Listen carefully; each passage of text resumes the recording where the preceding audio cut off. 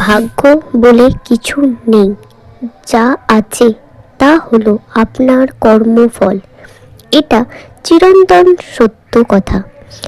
একটি ছোট শহরে বাস করত দুই বন্ধু, অর্ক আর সুমিত। দুজনেই মেধাবী, কিন্তু জীবন দর্শন ছিল সম্পূর্ণ আলাদা। অর্ক বিশ্বাস করত কঠোর পরিশ্রমে, আর সুমিতের অগাধ আস্থা ছিল ভাগ্য আর কপাল এর উপর। সুমিত প্রায় বলতো, যার কপালে যা লেখা আছে তার বেশি কেউ পায় না। ভাগ্য থাকলে এমনি আসবে। অন্যদিকে অর্ক বলতো, ভাগ্য বলে কিছু নেই বন্ধু, আমরা আমাদের পরিশ্রম দিয়ে যা অর্জন করি সেটাই আমাদের প্রাপ্য। কলেজ শেষ করার পর দুজনেই একটি নামী কোম্পানিতে ইন্টারভিউ দেয়। অর্ক রাত জেগে পড়াশোনা করে, ইন্টারভিউয়ের জন্য নিজেকে প্রস্তুত করে। সুমিত একজন জ্যোতিষীর কাছে গিয়ে একটি দামি পাথর ধারণ করে এবং মনে মনে বিশ্বাস করে যে ভাগ্যর জোরে তার চাকরি হয়ে যাবে। কাকতালীয়ভাবে দুজনেই সেই কোম্পানিতে চাকরি পায়। সুমিত বন্ধুদের আড্ডায় বুক ফুলিয়ে বলে, দেখলি তো পাথরটা কি গুণ, ভাগ্য সহায় ছিল বলেই চাকরিটা হলো। কাজে যোগ দেওয়ার পর আসল পার্থক্যটা শুরু হলো। অর্ক প্রতিদিন নতুন কিছু শেখার চেষ্টা করত। অন্য কাজে ব্যর্থ হলে সে ভাগ্যকে দোষ না দিয়ে নিজের ভুল খুঁজত।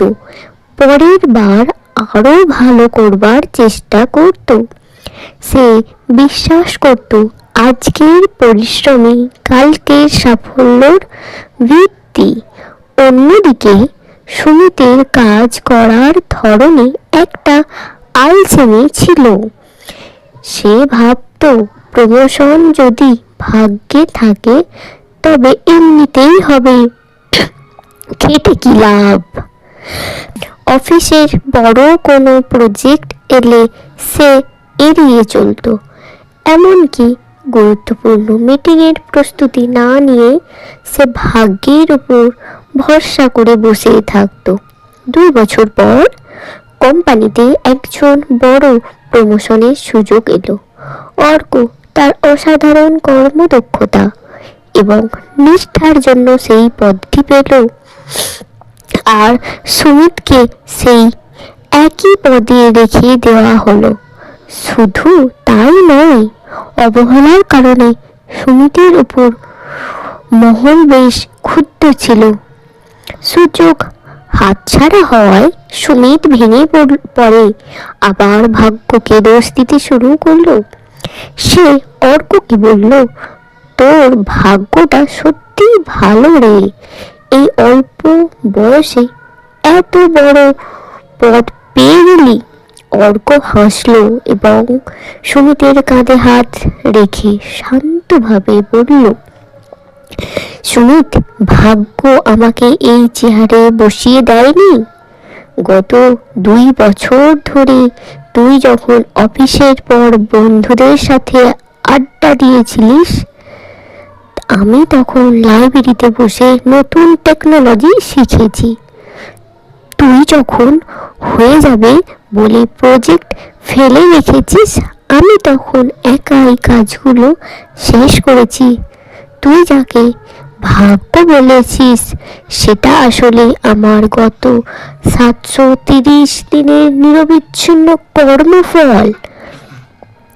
আমরা আমাদের ভবিষ্যতের বীজ আজ রোপণ করি। বীজ যদি অবহেলার হয় তবে ফসল ভালো পাওয়ার আশা বোকামি। সুমিত সেদিন বুঝতে পারল, আকাশ থেকে কোনো সৌভাগ্য নেমে আসে না। ঈশ্বর কেবল তাদেরই পথ দেখান যারা নিজেরা পথ চলতে জানি। হাত গুটিয়ে বসে থেকে ভাগ্যর দোহাই দেওয়া আসলে নিজের ব্যর্থতাকে আড়াল করার একটি দুর্বল অজুহাত মাত্র। জীবনের মানচিত্র আঁকার কলমটি ভাগ্যর হাতে নয়, বরং আমাদের নিজেদের কর্মের হাতেই থাকে। এই গল্পটি থেকে আমরা যা শিখলাম, কর্মই ধর্ম। পরিশ্রম ছাড়া কোনো ফল পাওয়া সম্ভব নয়। দায়বদ্ধতা, নিজের ব্যর্থতার জন্য ভাগ্যকে দোষ না দিয়ে নিজের ভুল সংশোধন করা উচিত।